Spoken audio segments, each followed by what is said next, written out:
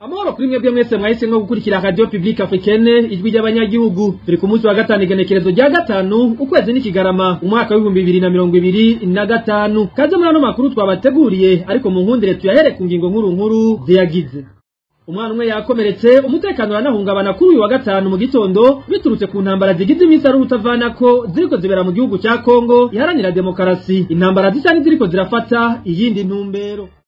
Uruzuba rwinshi rwabaye ndanse mu ntara ya Bujumbura rushobora guteza inzara mu minsi y'imbere kubera imirimo yatanguye kuma mu makomine atandukanye ivyahagaritse umutima n'abarimyi aho bavuga ko bashobora gutaha zirayoye uyu mwaka.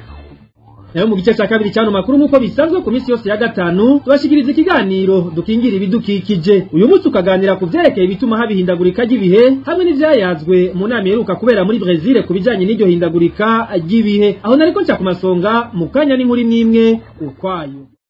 Ndasubiye kubaramutsa ari makuru tuyahere mu yavugwa mu gisata cy'umutekano. Umutekano wiriwe wahungabanye kuri no wa gatanu muri zone ya Rugombo, komine ya Cibitoke biturutse ku bisasu byaguye muri ico gice bizananye mu gihugu kibanyi cya Republika y'Intwaro rusangi ya Kongo. Amakuru yakuye muri ico gice avuga ko ivyo bisasu byakomerekeje abana babiri kandi ko n'ibikorwa bitandukanye bikorerwa mu Rugombo vyaciye bihungabana. Eloge Diveremesha arabitubwira mwidonido.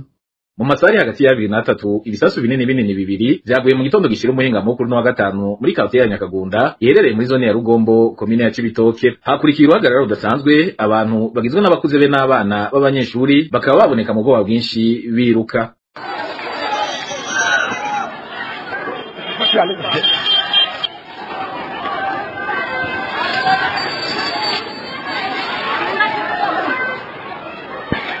Ivyo bisasu vyaturutse mu gihugu kibanyi cya Kongo, icambere cyaguye hafi yaho bita ku Badagi, ikindi kigwa aho bita muri projet Mparambo. Uyu munyagihugu aravuga ivyahononekariye harimo n'abantu bakomeretse. Hano babiri bakomerekeje niho kandi imirima y'ibitoki yononekaye, imirima y'ibijumbo, imirima y'ibiharage n'ibigori yononekaye kugira ngo bahagarara aho amabanki yaciye yugara ndetse n'abantu n'abana baratangaye ku ishuri baciye basohoka bava amashuri biga isoko nkuru ya Rugombo yaciye yugaga muri iyo mwanya nyene. Abanyagihugu muri ico gice ubwoba bukaba bw'ababanye bwinshi bibaza aho baba bateye ivyo bisasu.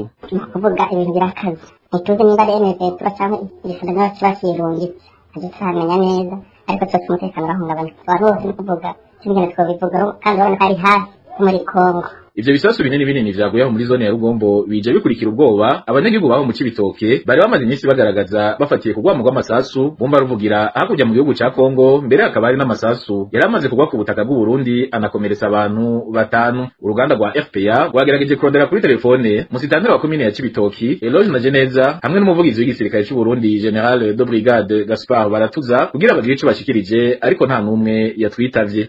Arakoze Eloge Divin Eremesha. Mu bijanye n'agateka kazi na muntu naho abantu 24 barishwe muri uku kwezi kwa Munyonyo guheze, 3 baranyuruzwa hamwe n'abandi bahagaritswe hadakurikijwe amategeko bongera baraborezwa igufa. Ivyo biri mu cegeranyo cy'ishira hamwe rirwanya ihohoterwa rya kiremwa muntu Akate Burundi. Iryo shira hamwe rigatera akamo leta y'u Burundi kuvavanura no kudahana no guhagarika ubwicanyi n'ubundi bugizi bwa nabi vyiraye mu gihugu. Janvier Ninahazwe araducira ku mayangi biri muri ico cegeranyo.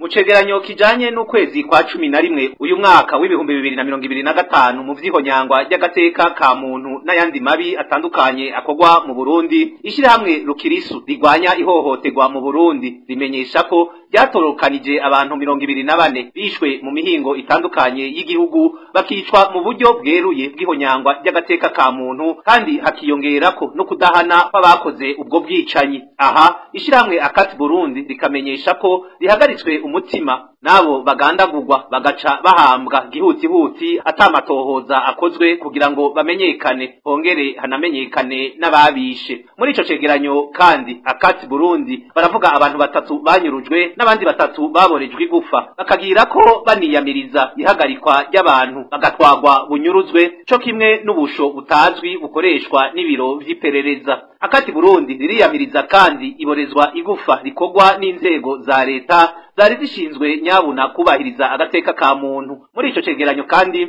haravugwa abahagarikwa bagafungwa hadakurikijwe amategeko hamwe n'abahohoterwa. Muri Akati Burundi bagatera akamo leta ya Gitega ukingira bimwe biboneka umutekano w'abanyagihugu no gukora amatohoza ku bijanye n'ibiziga vyirirwa biratorwa hirya no hino mu gihugu ariko abo bantu ntibamenyekane gukurikiranira hafi amabi akorwa n'imbonerakure cane cane mu gihe co gukizura mw'ijoro amabi ategwa impigi no kudahana kuzingamitse urwego rw'ubutungane umutekano ugacungerwa n'inzego z'igisirikare n'igipolisi zabigenewe. Janvier Ninahazwe arakenuye mukanya turabandanya nano makuru mu bijanye n'amagara y'abantu n'imibano. Umuntu wese akwiye kubaho mu mutekano agateka kiyo kubahirizwa kandi agahabwa ijambo mu guhindura inyifato zacu mu gushigikira abahuye n'ivyo vyago no mu gushingiza abakora ayo mabi turashobora kurandurana n'imizi ayo mabi mu gukingira ikiremwa muntu tubigize umuco tuzoba twasi ihohoterwa rifatiye ku gitsina n'ayandi mabi yose twese hamwe turashobora guhindura aho dutuye hakaba hizewe kuba mu mutekano no mu mahoro kuri bose. Abandurikiza cakorera harimo n'abitaba Imana barabandanya kwiyongera ku mutumba Mvugo wo muri komine Nyanza intara ya Burunga nkuko bimenyeshwa n'abanyagihugu bo kuri uwo mutumba wa Mvugo ugeramiwe cyane n'ico kiza naho imodoka z'igipolisi ziriko ziragerageza kuzanira amazi meza abanyagihugu n'abakozi b'ishirahamwe ritabara imbabare kwahuje bagafasha kuronsa imiti yo gushira mu mazi bakoresha amasoko yacu avuga ko ivyo bidahagije kuko abanyagihugu babandanya gukoresha amazi mabi y'ikiyaga Tanganyika ibituma iyo ndwara iguma irandagata ku rugero runini muri ako gace. Dukurikira umwe mu banyagihugu bo ku mutumba Mvugo.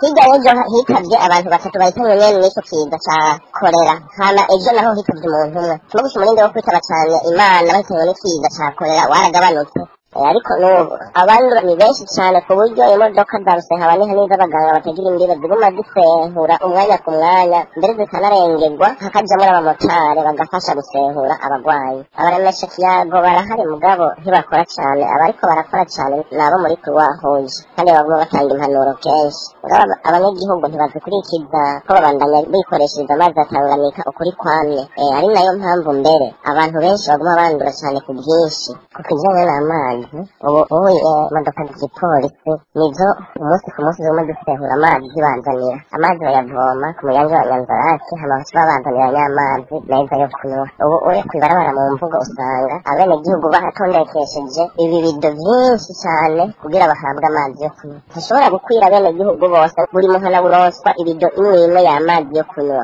abandi nabo urugo ku rugo bariko barahabwa kandi ibinini vyo gushira mu mazi yo kunywa canke yo gutekesha.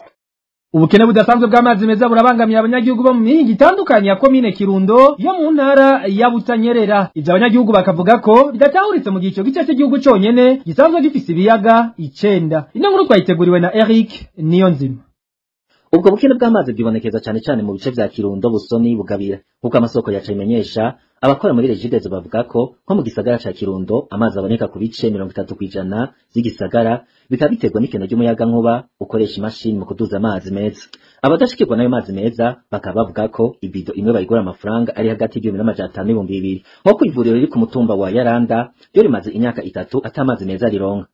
Nkuko amasoko yacu abandanya vyigana iryo vuriro ku munsi umwe rikenera amazi menshi yo gutunganya ibikorwa kugira isuku nayo abagwayi baba bari mu bitaro bakoresha. Iryo vuriro cyo kimwe n'abanyagihugu bo ku mitumba yegereye ibiyaga baca bakoresha amazi bakuye muri ivyo biyaga. Icitwa ingwara zivuye ku mazi mabi ntaco bigera biyumvira.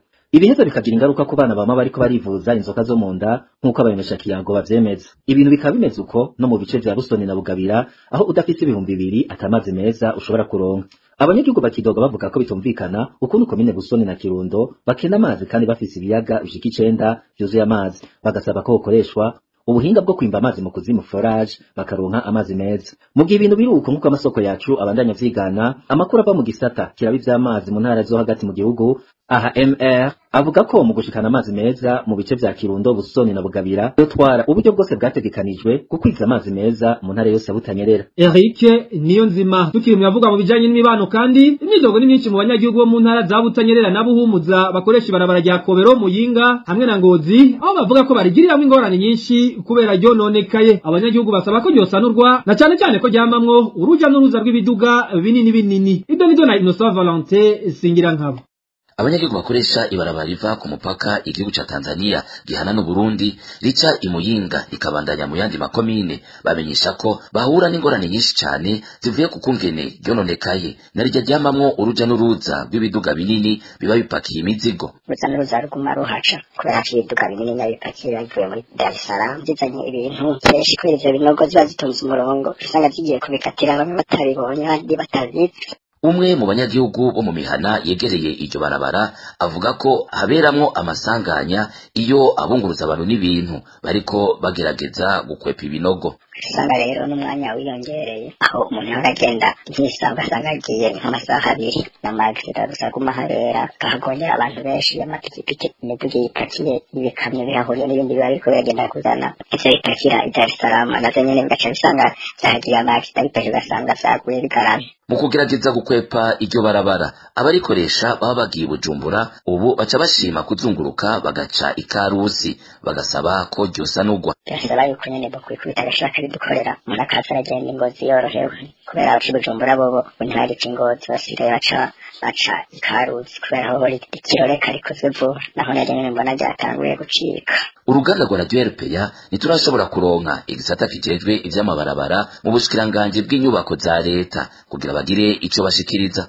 Arakoze Innocent Valentin singira nkabo iyi muriko murakurikira ni Radio RPA ijwi ry'abanyagihugu mu kanya turabandanya nano makuru. RPA Mu bijanye n'intwari ibereye naho umukuru w'igihugu cy'u Burundi amenyesha ko abanyagihugu bafise amatongo hafi ya hari kirimba cy'umukuru w'igihugu mu Gasanyi komine Ntahangwa intara ya Bujumbura ko boshobora gusubira mu matongo yabo. Mu kiganiro cyo kuwa mbere Kigarama uyu mwaka wa 2025 kwamenyesha makuru hamwe n'abandi bakoresha imbuga hwaniro Evariste Ndayishimiye yatomoye ko asigaje gusohora itegeko rishira mu ngiro ico gikorwa. Kurikire Evariste Ndayishimiye umukuru w'igihugu cy'u Burundi. Ico gihe ntitwari bwamenye yuko hagikirire araha leta none rero tubibonye turavuga tuti nta kubaka ibirimba bibiri mukuru w'igihugu abamwo ngaho impande n'impande niho rero twaciye tuba tuti ubu dusigaze espace ushobora kuvuga uti umutekano uriho cyo ituma hajya haruguru y'ibarabara hariho imetero zirengana hanyuma no hepfo rero abo bazosanga batari muri espace bamaze kubayendaminiza hakarera umugabo haragumyeho turafise ahandi hari kuba kwa presidence bwa mbere ari hejuru igishingano twavuze tuti duca turaba nabo tubahe compensation hariya muri ya leta hanyuma abandi numva bobo umwe wese yasubiriwe nta ngorane rero nibaza ko decret isigaye ko babitunganya neza nibaza ko atakibazo kikirimwo.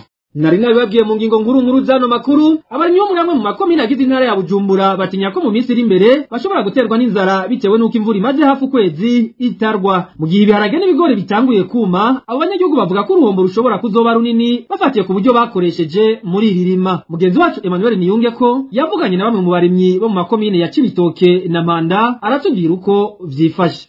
Abarimyi bo mu bice bitandukanye vya komine Cibitoke intara ya Bujumbura bavuga ko haheze indwi zitatu atanima ry'imvura babonye. Kubw'ivyo rero ibiterwa bigizwe n'ibiharage hamwe n'ibigori vyatanguye kuma. Abo banyagihugu bagasigura ko uruhombo rushobora kuzoba runini bafatiye ku buryo bakoresheje muri iri rima. Umwe mu banyagihugu bo muri komine ya Cibitoke aravyigana. Ibice bibangamiwe cyane hariho mu kiyaya beregarukana mu rugombo naho Kagame duha abinyange birimo nyene yarumye harage bigori mwana kurima wakodesha majana 3 canke majana 4 ucumva rero nk'ahantu ushaka gukodesha miliyoni 2 urishaka abakozi urishaka kwimbutsa usanga rero turi dukora mu ruhombo ubu bari twiteze yuko iki kizogenda neza nko twabibona mu ntango mugabo kirashikora amaboko kubera kubura imvura n'inzara numva aho kuri iki bituma dukora ko twari twiteze ko tugiye kwimbura. Ibintu byifashuko kandi mu mazona atandukanye agize komine Mpanda aho nyene mu ntara ya Bujumbura abarimyi twavuganye bashikiriza ko ataco biteze ku mwimbu.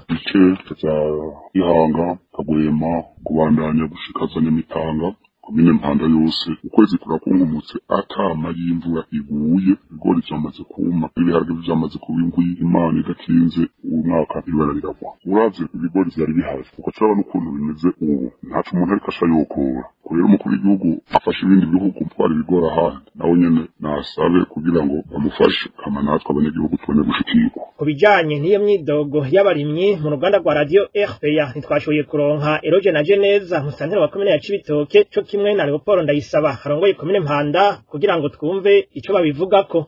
Emmanuel Niyungeko. Uyu rero wa mwanya wagenewe igice ca kabiri cyano makuru nkuko bisanzwe ku minsi yose ya gatanu. Mu kiganiro dukingira ibidukikije cyo kuri wa gatanu igenekerezo rya gatanu Kigarama umwaka wa 2025 tugaruka kuri bimwe mu bishikirizwa n'abahinga mu bidukikije bituma hibonekeza ihindagurika ry'ibihe mu Burundi hamwe n'ivyafundikiwe mu nama yitiriwe COP ihuza ibihugu byose byateye umukono ku masezerano yo gukingira ibidukikije iheruka kubera mu gihugu ca Brazil. Ikiganiro dukingira ibidukikije cyo kuri wa gatanu mu bishikirizwa na David Claude Mbana nayo.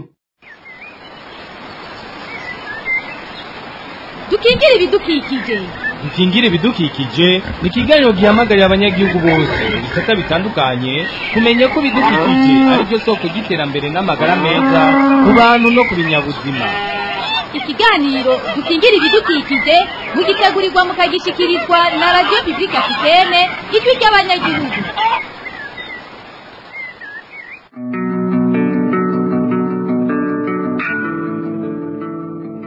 Mwiriwe canke mwaramutse inshuti bakunzi ba radio RPA ndabahaye ikaze mu kiganiro dukingira ibidukikije cyo kuri wa gatanu igenekerezo rya gatanu Kigarama umwaka wa 2025 kuva ku wa 10 gushika kwa 21 Munyonyo umwaka wa 2025.